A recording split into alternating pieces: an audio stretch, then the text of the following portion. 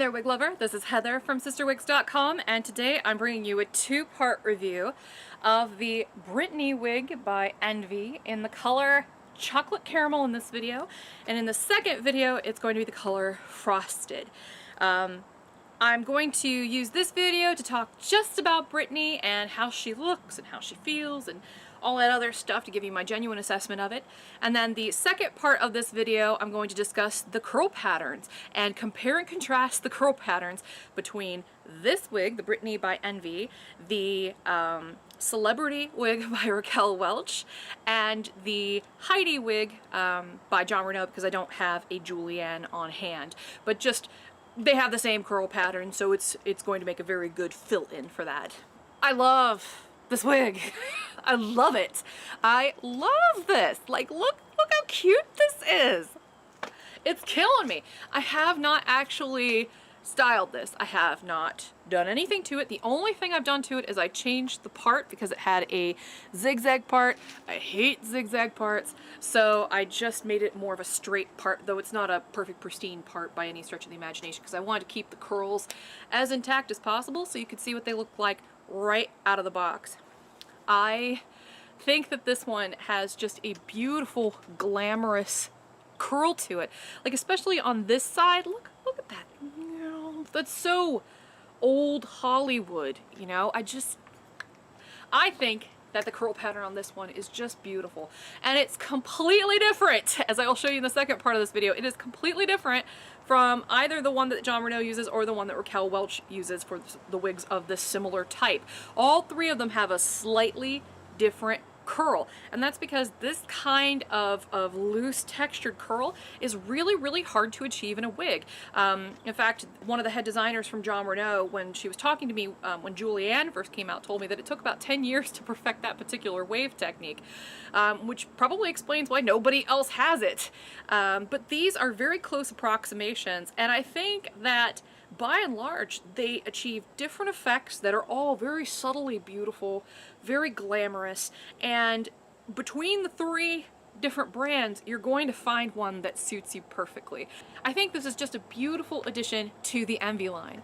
As I mentioned in the description of this particular item, I think that this is a very cleverly placed product. I think this is just a really wonderful example of a brand paying attention to what's really hot on the market and what people are really clamoring for, and then putting a new twist on it. I think that Alan Eaton is brilliant for bringing out this Brittaney wig, because you know, we had a wig that was completely hand-tied that fit this description, and then we had another wig that was completely hand-tied that fit this description, and then we had one that had a completely open top that had a lace front that fit this description, but this one has just the monofilament top and the lace front, which gives you the best of those features without having the added expense of a completely hand-tied cap.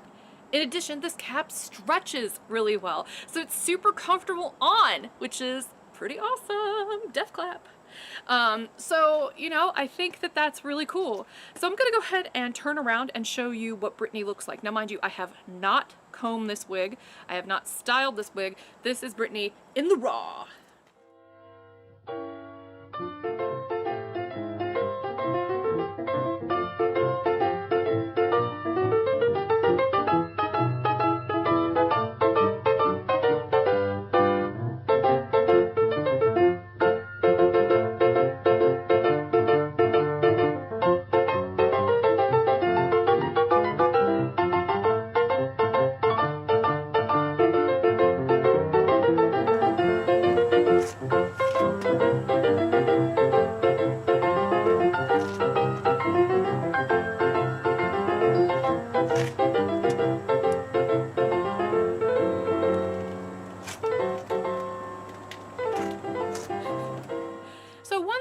Noticed when I did my little turn is that this one has a very unique shape to it. Yes, it's gradient. The length in the back is a little shorter than it is towards the front. So that's something to keep in mind. But it's only longer than the sides. The actual true front of this wig is shorter and curled and very pretty and layered and very, very sophisticated looking. It's very, very pretty. So the front of Brittaney is 10 inches long. Little curl. And then the crown down is 11.5 inches. The sides are 8.75, but as I mentioned, the sides are the longest part of this wig. And then the nape is 5.5, so it gives you quite a bit of coverage here in the back. Just, This is such a glamorous hairstyle. It's so pretty. I'm gonna go ahead and zoom in on this lace front for you now. And then I'll talk about this chocolate caramel color. There's that lace front. Let me fix this little hair here. I mean, it's a very dense lace front and it is perfectly rounded, which I know drives some of you nuts, but I actually think that this is a pretty well done lace front, all things considered. Yes, the knots show up a little bit more on the darker colored wigs. This is something that I've mentioned before. There's really nothing you can do about it on a synthetic wig. On a human hair wig, you can bleach the knots, which I'm not going to show a tutorial of because I definitely do not advocate that you try it because you could potentially ruin your wig, but you can find tutorials of how to bleach the knots on a darkly colored human hair wig, though that methodology does not transfer into synthetics. Synthetics you cannot bleach. So I really do think that this one's luscious. The monofilament features are very well done, and while I'm at it, I want to talk about this color. This color has a doppelganger from another line. And I'm going to give you 2 seconds to think about it.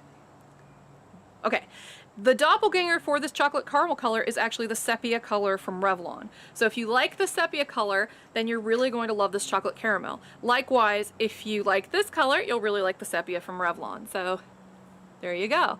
This is a beautiful color. It has that dark brown base, which is very, very lovely. It also has these light caramel brown highlights mixed in with a little hint of number 24 medium golden blonde, as you can see throughout. So it's a blended highlight. Very, very pretty. Gives it a little bit of extra dynamicism. Gives it a little bit extra contrast. Very, very pretty color. Very, very salon fresh, and because of all the highlighting, it really brings out the texture of Brittaney and makes her look very, very pretty. So now I'm going to go ahead and take Brittaney off so I can show you what the cap construction looks like.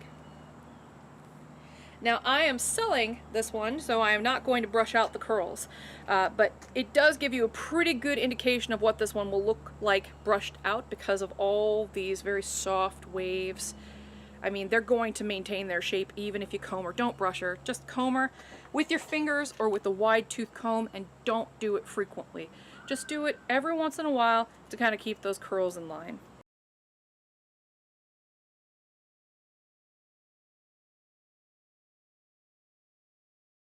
So, nice monofilament features here. You've got that lace front. You also get a fully hand-tied monofilament top. This wig has no permatease. You also have the back. The back is not particularly stretchy, just so you know, but the sides are quite stretchy, which is nice. The nape is not extended, and the tabs in the back are adjustable, kind of like a bra.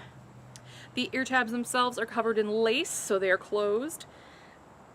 But I think that the cap construction on this is quite nice.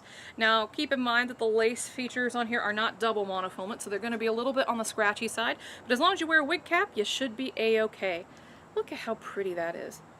This is a very beautiful wig. And as I said, I think that Alan Eaton's a genius for making this wig, because it really does fit that sweet spot in between a fully hand-tied cap and an open cap. It's like literally a happy medium between the two. It's just very, very pretty.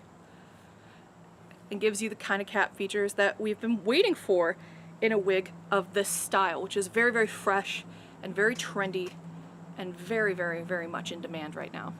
This wig weighs about 4.3 ounces, which is right alongside what I think a wig like this should weigh, because you're getting a lot of hair.